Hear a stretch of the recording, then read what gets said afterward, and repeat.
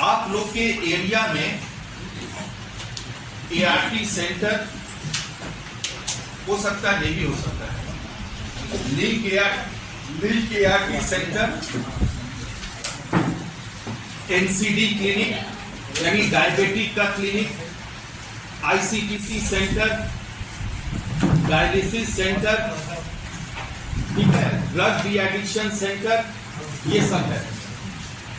यहाँ जो पेशेंट आते हैं वो लोग किंतु बलगम का जांच कराने नहीं आते हैं। शुगर, डायबिटिक में ब्लड टेस्ट फॉर शुगर करने आते हैं, ICTC में HIV का टेस्ट करने आते हैं, डायलिसिस में डायलिसिस करने आते हैं।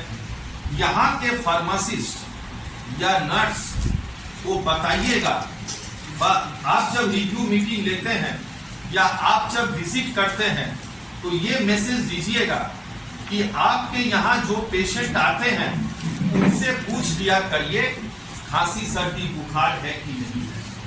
अगर है तो बोलिए जाके टेस्ट करा ले, और अगर नहीं है तो ये बता दे जब आपको खांसी सर्दी बुखार हो तो आप जाके टेस्ट करा लीजिएगा। समझ गए? Third is active case finding. वो सर के तरफ से ऑर्डर आएगा, SDO के तरफ से ऑर्डर आएगा। हर क्वार्टर में 15 से 20 दिन तक हमारे NGO स्टाफ, सहिया, कम्युनिटी वॉलंटियर इंसेंटिव दिया जाता है। घर घर में जाके पूछेंगे किसी को खांसी सर्दी बुखार है कि नहीं, और अगर है तो उनका सैंपल कलेक्ट करके टेस्ट कराएंगे, और वो भी आपके प्रिजम्पटिव TB केस में काउंट होगा। तो ये जो स्टेट, जो PHC, जो CHC, जो डिस्ट्रिक्ट, ये 3 एक्टिविटी पर फोकस किए हैं, वो ये टारगेट अचीव कर लिए हैं। अगर आज Jharkhand is achieving 50% of the target, तो कहीं हम लोग ये जो एक्टिविटी है इनको नहीं कर पा रहे हैं। आइदर आप सुपरविजन बोलिए या गाइडिंग। क्लियर? और ये कोई सिंपल एक्सरसाइज है। तो पहला आपको क्या करना है, टारगेट कैलकुलेट कर लेना है।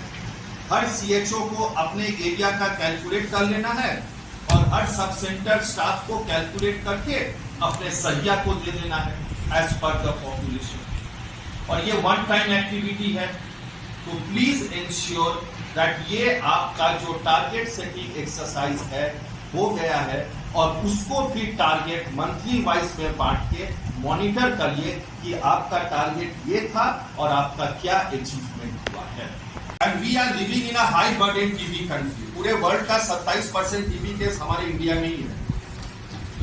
तो we are living in a high burden. मैंने मॉडलिंग स्टडीज बताते हैं कि हम लोग में से यहाँ जो अगर हम लोग 10 आदमी बैठे हैं, तो अगर 4 का जांच करिएगा तो we are infected with TB, यानी हमारे अंदर TB बैक्टीरिया है, but we are not diseased. Disease मैंने खांसी सर्दी बुखार नहीं हो रहा है, हम लोग डॉक्टर साहब के पास जा नहीं रहे हैं, बलगम का जांच नहीं करा रहे हैं, तो इसलिए TB नहीं डायग्नोसिस हो रहा है। बट इन्फेक्टेड तो है, किंतु डिजीज क्यों नहीं हो रहा है? क्योंकि हमारा immune system is not letting that bacteria to multiply और टू इफेक्ट। ठीक है, तो वो है इन्फेक्टेड, उसको बोलते हैं। डिजीज बोलते हैं जिसको हम लोग अभी डिस्कस कर रहे थे, खांसी सर्दी बुखार, and we detect the disease not the infected. अब आप हमको बताइए, हम सब कुछ बता दिए, TB who is at greatest risk of having TB? इनको TB होने की संभावना सबसे ज्यादा है, बताइए। इम्यूनो कॉम्प्रोमाइज भी ज्यादा है, diabetic, cancer, dialysis patient, PLHIV, doctor जो सहिया TB का दवा खिला रही है उनको भी TB होने की संभावना ज्यादा है।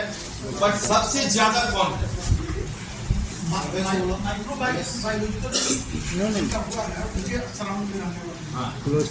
जो माइक्रोबायोलॉजिकली कंफर्म TB है उनके हाउस होल्ड कॉन्टैक्ट्स, यानी उनके आसपास जिनके साथ वो खाते पीते, हाउस होल्ड कॉन्टैक्ट्स जिनके साथ टीबी पेशेंट उठते बैठते खाते सोते हैं, वही ना, उसमें भी मैंने आपको क्या बताया, एक माइक्रोबायोलॉजिकली कंफर्म्ड है, एक क्लिनिकली कंफर्म्ड है।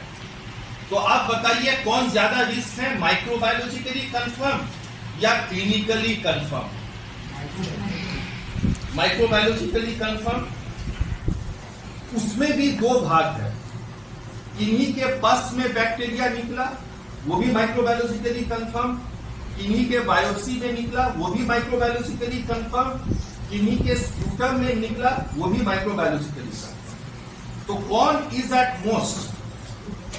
जिनके स्प्यूटम में निकला, क्योंकि आपका ट्रांसमिशन चेन है, पस जो है वो 10 या 15 दिन में डिसॉल्व कर जाएगा, किंतु ट्रांसमिशन जो है तो वो आपका is at most risk of having TB. तब प्रिवेंशन हम कहां करते हैं आज के डेट में?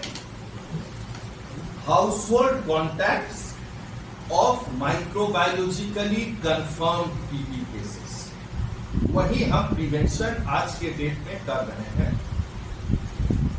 क्लियर?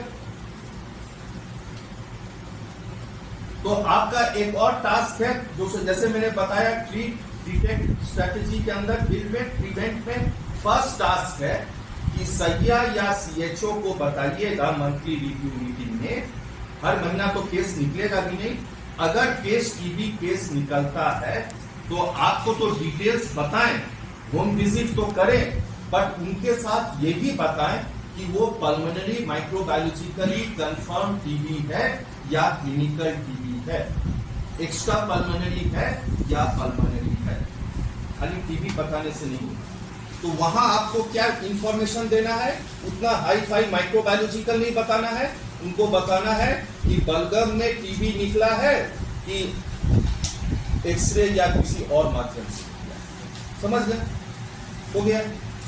अब वो आशा आपसे पूछेगी, सैया आपसे पूछेगी ये क्यों आप, क्योंकि मैं आपको पहले बता दिया हूं, we are all science students and each and everything जो मैंने अभी तक बताया है it is based on facts. ऐसा नहीं है आर्ट्स जैसे जो फलाना हिस्टोरियन बता दिए कि फलाना का जन्म कब हुआ था तो वो चल रहा है, तो ऐसा नहीं है जो डॉक्टर झा आए वो बता दिए इसलिए हो रहा है, नहीं। First of all you should be convinced and justified कि इसके पीछे फैक्ट्स क्या है, and each and everything has a fact. निकला है तो किसको टीपीटी देना है और कौन सा टीपीटी देना है, क्योंकि अभी टीपीटी 2 मेडिसिन आ गया है, ठीक है। अब सैया को क्या बताना है कि केवल हमको ये इंफॉर्मेशन मत दीजिए, हमको ये भी इंफॉर्मेशन दीजिए किनको टीपीटी देना है। तो उनको पहले बताना पड़ेगा कि कौन कौन is the group of population जिनको टीपीटी देना है। घर तो हम बता ही दिए, इसके घर में जाके करना है, which is known as contact tracing, जो हम कोविड के टाइम में भी किए थे। जाके क्या देखना है, अगर वो कोई घर में गई, 5 सिनेरियो मिलेगा, 5 मिल सकता है या 1 मिल सकता है या 2 मिल सकता है। एक सिनेरियो मिलेगा जिनको किसी को भी खांसी सर्दी बुखार नहीं है। मैं क्यों बार बार खांसी सर्दी बुखार बोल रहा हूं, because these are the cardinal symptoms of TB and pulmonary TB is found in 85 to 90% of the cases. दूसरा सिनेरियो मिल सकता है जिनको खांसी सर्दी बुखार है। तीसरा सिनेरियो मिल सकता है किसी को टीबी हुआ था, क्योर्ड, दवा खाके अभी क्योर्ड है, किंतु उनको खांसी सर्दी बुखार नहीं है। 3 हो गया। चौथा होगा जिनको खांसी सर्दी बुखार था, वो डॉक्टर साहब के पास गए थे और डॉक्टर साहब ने टीबी का दवा लिखा है, अभी तक वो टीबी का दवा शुरू नहीं किया है। 5वां सिनेरियो हो सकता है कि टीबी का दवा शुरू हो गया है, वो खा रहा है, बंद कर रहा है, खा रहा है, बंद कर रहा है। ये 5 सिनेरियो इसका मिल सकता है। अब ये 5 सिनेरियो में किनको टीपीटी देना है, यही हमको सैया को एक्सप्लेन करना पड़ेगा। पहला, जिनको खांसी सर्दी बुखार नहीं है उनको देना है कि नहीं देना है। देना है, उन्हें टीबी प्रिवेंटिव थेरेपी देना है ना। क्यों देना है? क्योंकि उनके घर में एक माइक्रोबायोलॉजिकली कंफर्म है, ट्रांसमिशन चल रहा है, में एडल्ट बीसीजी वैक्सीनेशन हो रहा है। अब क्यों हो रहा है? ये पूरे इंडिया में नहीं हो रहा है, कुछ स्टेट में जहां के हाईएस्ट अथॉरिटी, अब मैं नहीं जानता हूं सेक्रेटरी या चीफ सेक्रेटरी, ये परमिशन दिए हैं कि हमारे स्टेट में ये स्टडी किया जाए। ये मैं क्यों बोल रहा हूं मैं बाद में बताऊंगा, क्लियर। और ये 12 डिस्ट्रिक्ट में दिया गया। अब आपको जानने की जरूरत है, ज्यादा मैं इसको कॉम्प्लिकेटेड नहीं कर रहा हूं, जानने की कोशिश है किनको ये दिया जाएगा और किनको नहीं दिया जाएगा, ठीक है। तो पहला, और फिर उसके बाद 10 मिनट के बाद कैसे इसको इंप्लीमेंट करना है वो हम लोग डिस्कस करके फिर हम लोग कंक्लूड करें।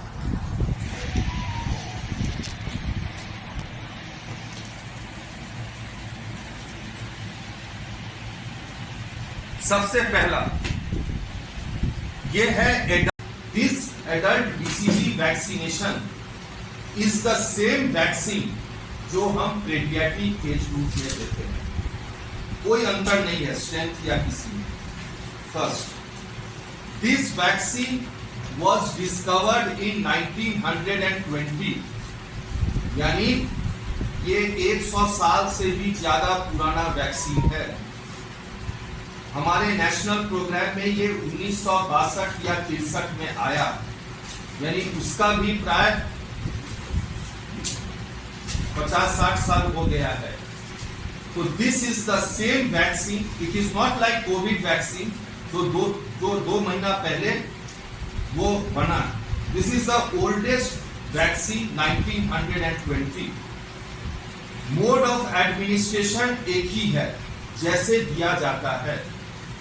डोज है जो हम बच्चे में देते हैं और 1 साल से ऊपर देते हैं 0.1 और बच्चे में देते हैं 0.05। तो यहाँ जो 1 साल से ऊपर बच्चे को अगर देते हैं 0.1 तो यहाँ भी डोज वही है। इंट्राडर्मली तो जैसे दिया जाता है वैसे ही दिया जाएगा, केवल बच्चे में हम लोग लेफ्ट आर्म में देते हैं तो यहाँ राइट आर्म में, डिफरेंस यही है, क्लियर। तो पहले वैक्सीन का हिस्ट्री हो गया।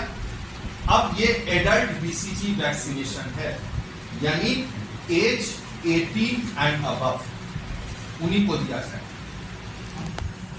तो क्वेश्चन आएगा क्यों नहीं 18 से नीचे को दिया जा रहा है, वो मैं बाद में आपको बता दूंगा, ठीक है। सब चीज के पीछे एक फैक्ट है।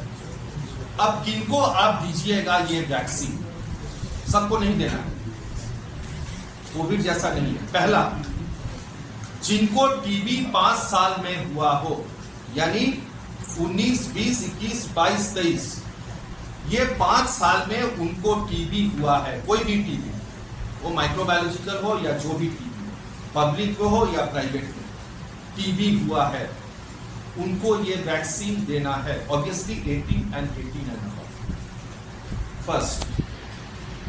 सेकेंड,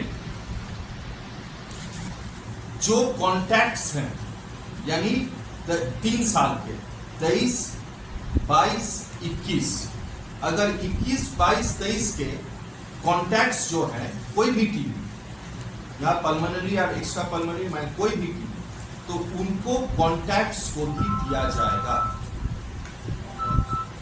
ऑफर किया जाएगा। 2, तीसरा, जो डायबिटिक है। चौथा, जो स्मोकर थे या है। अब गुटखा खाते नहीं, क्योंकि हम जानते हैं smoking directly affects the lung, गुटखा तो इफेक्ट करता नहीं है लंग को। 4, 5वां, जिनका एज 60 एंड अबव है।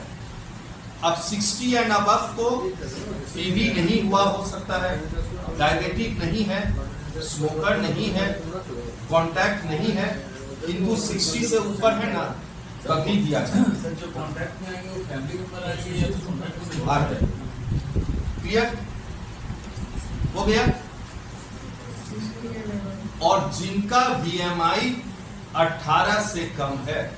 बीएमआई आप लोग को मालूम है 18 साल से ऊपर, लेकिन बीएमआई 18 से नीचे। 18 या 18 से नीचे, यानी वो सीवियरली मैलनरिश्ड होंगे।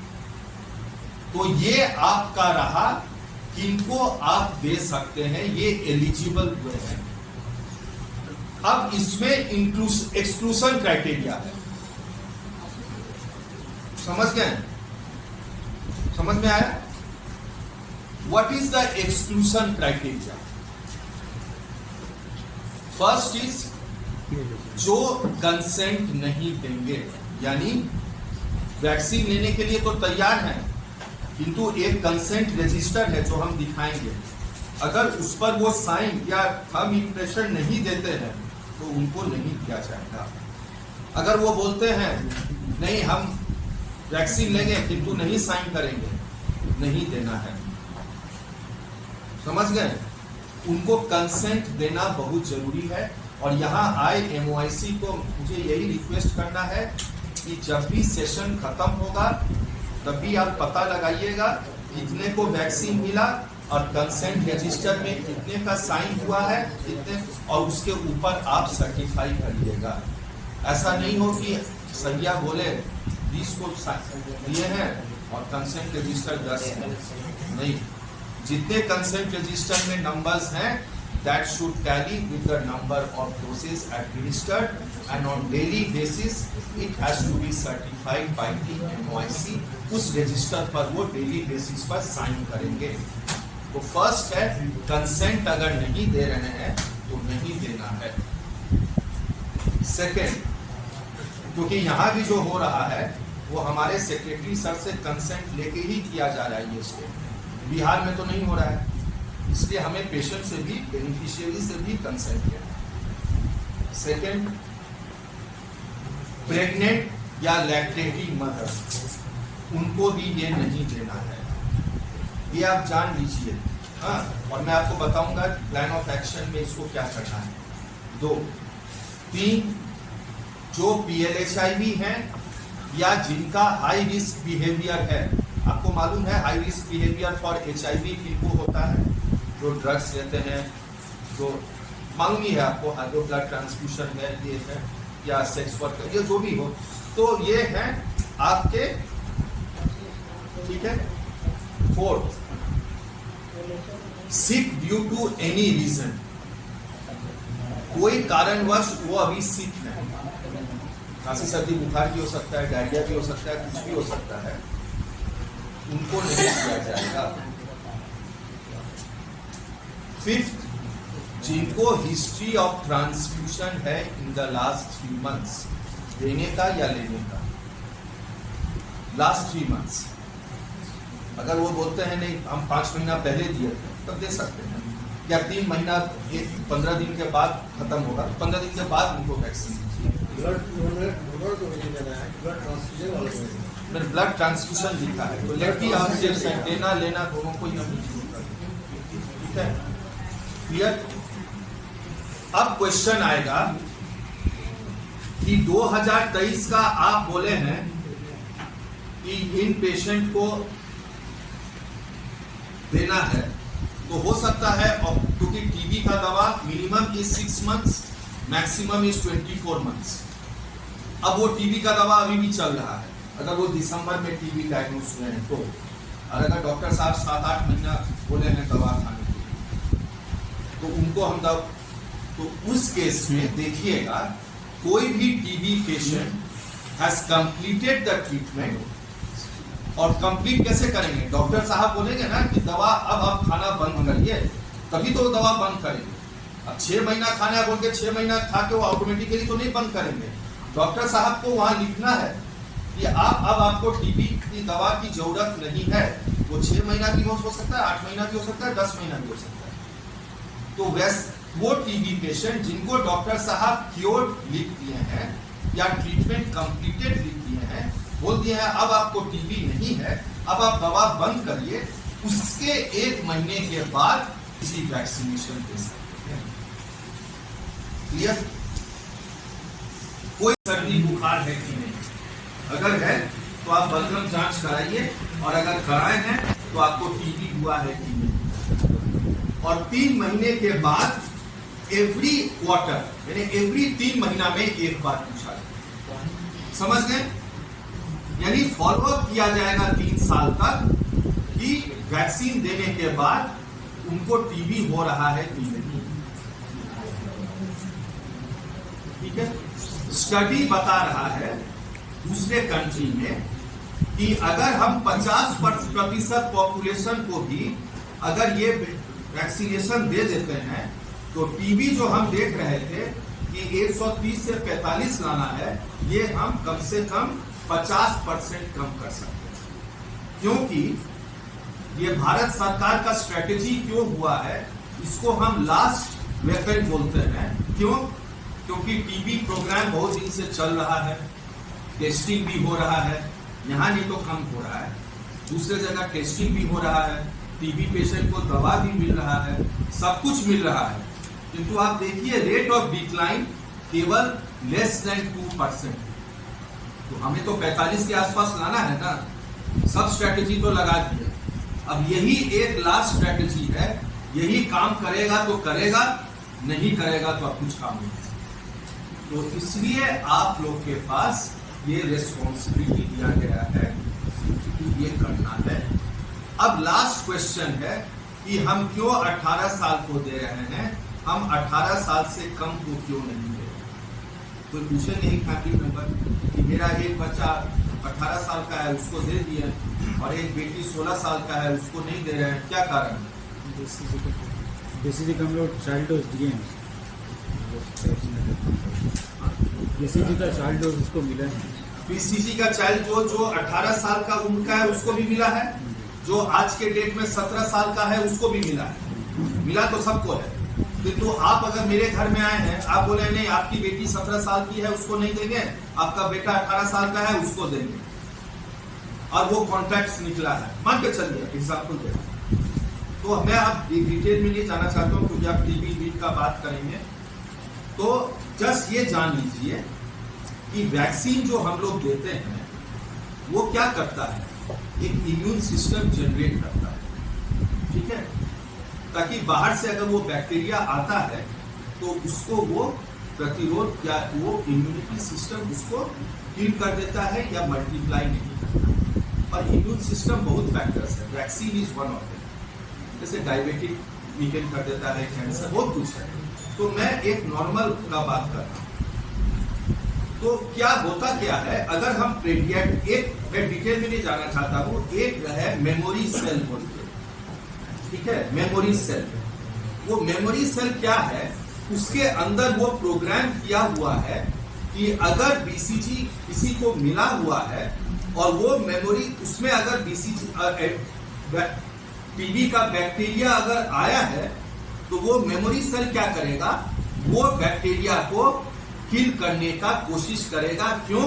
क्योंकि उसे बीसीजी वैक्सीनेशन मिला हुआ है। वो मेमोरी सेल 16 साल के एज से कमते शुरू हो जाता है और 18 साल के उम्र आते आते वो मेमोरी सेल बॉडी में नहीं रहता है।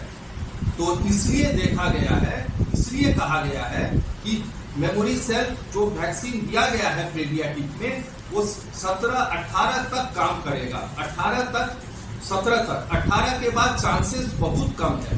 तो इसलिए 18 साल के उम्र में अगर हम वैक्सीन दे देते हैं तो फिर वो मेमोरी सेल जनरेट हो जाता है और फिर वो टीबी के बैक्टीरिया के अगेंस्ट काम करेगा। तो किसको दे रहे हैं? जो ये 6 ग्रुप ऑफ पॉपुलेशन जिनको टीबी होने की संभावना बहुत ज्यादा है। क्लियर? समझ गए? इसलिए उनको दिया जा रहा है, 16 वर्ष को या 17 साल को नहीं दिया जा रहा है। ये एक कारण है। इसका टेक्निकली बहुत कुछ डाटा है, वो आप डिटेल में नहीं जाना चाहता हूँ, प्लेन एंड सिंपल लैंग्वेज में आपको बता दिया। क्लियर? मैं एक बार देख लेता हूँ।